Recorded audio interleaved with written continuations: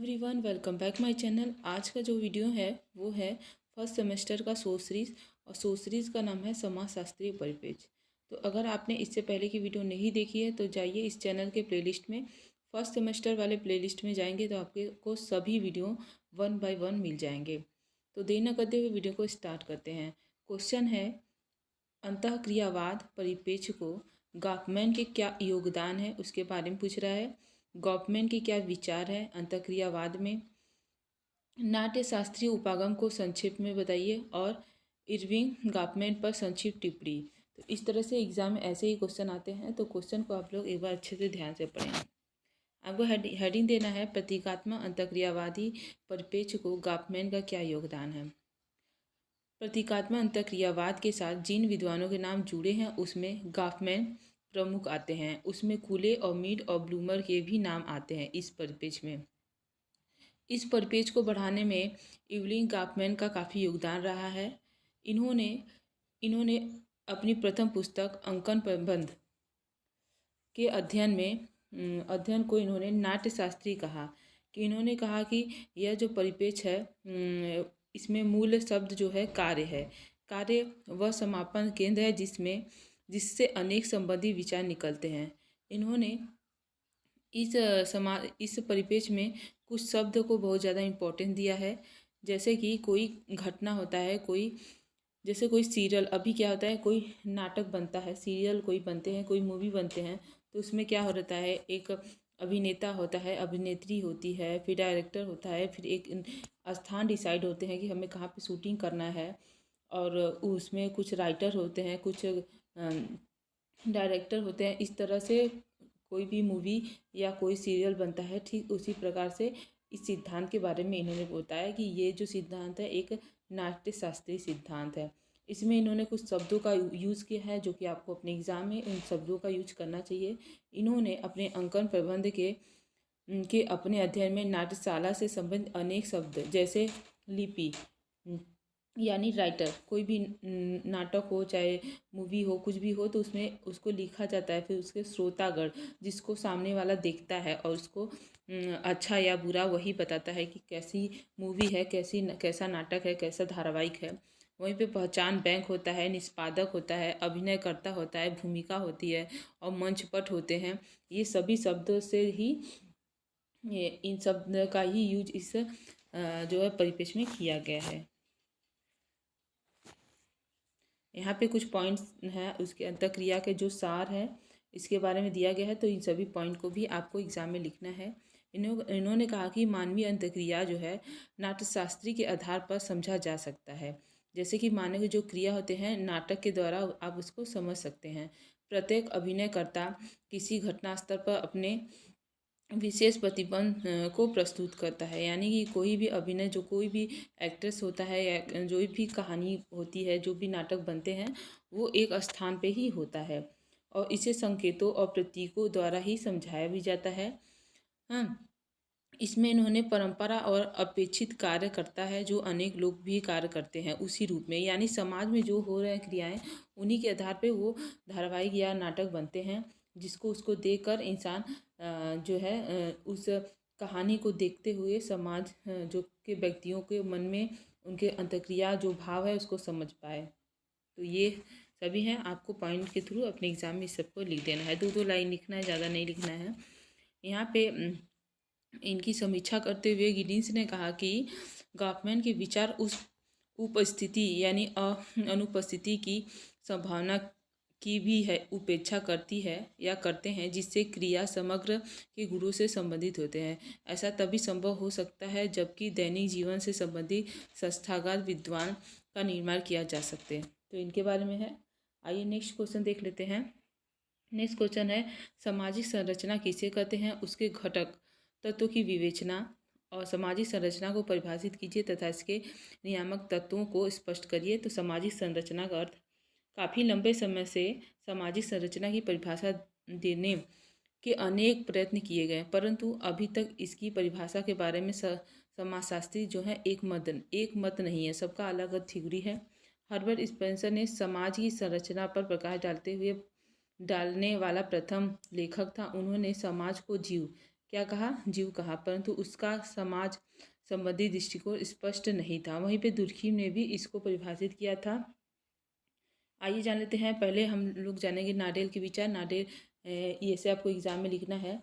नाडेल कहते हैं कि मूर्त जनसंख्या जो है एक उसके व्यवहार एक दूसरे से संबंधित भूमिकाएं अदा करने के रूप में कर्ता उसके बीच प्राप्त संबंधों के जाल अथवा व्यवस्था या प्रतिमान के अमूर्तीकरण द्वारा हम समाज की संरचना पर पहुंच जाते हैं। इन्होंने कहा। उसके बाद गिब्सबर्ग के विचार हैं।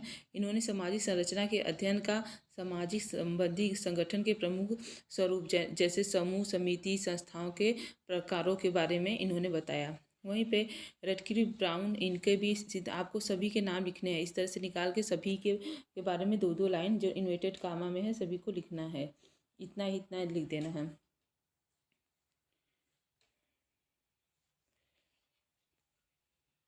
पार्सन्स के विचार है। इसमें भी आपको जो इन्वर्टेड कामा में है वही लिखना है। सभी के नाम लिखते हुए यहाँ से यहाँ तक आपको लिख देना है। जॉनसन का विचार है। इन्होंने कहा कि किसी भी वस्तु की संरचना उसके अंगों में पाए जाने वाले अपेक्षाकृत स्थायी अंतर्संबंधों को कहते हैं।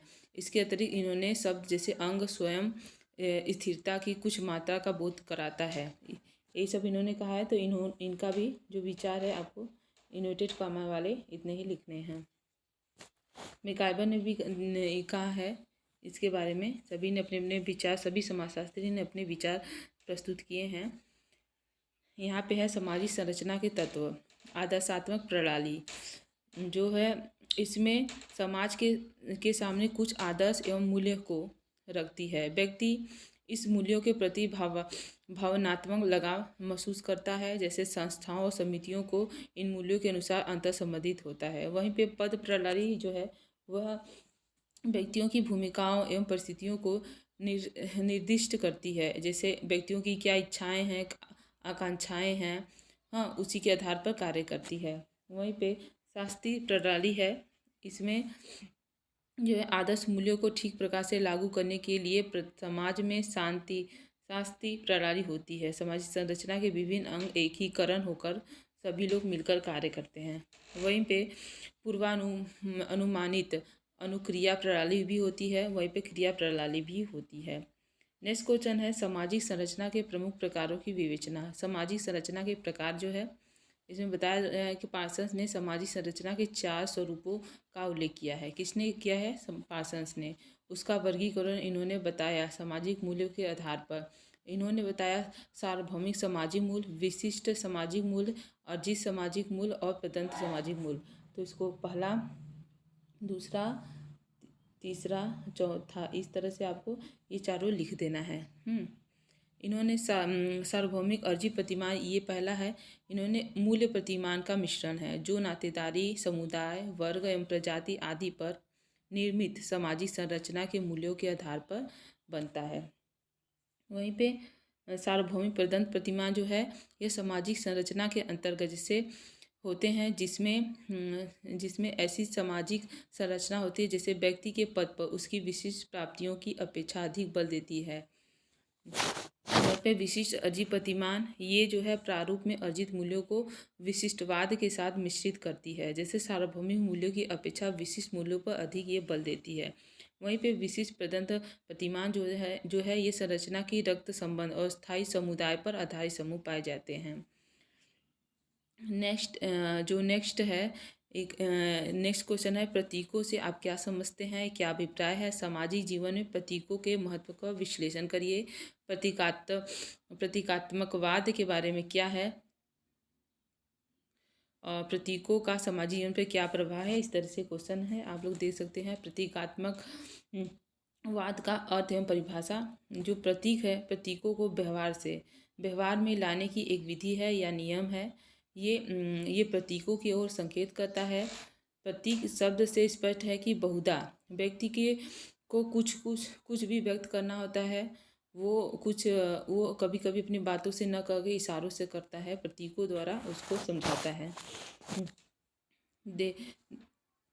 उदाहरण के लिए एक सांप को एक टेढ़ी मेढ़ी रेखा के संकेत या प्रतीक से अभिव्यक्त करता है। इसी प्रकार नृत्य में एक विशेष मुद्रा के साथ क्रोध, भय, अनुराग, उल्लास आदि को अभिव्यक्त करता है।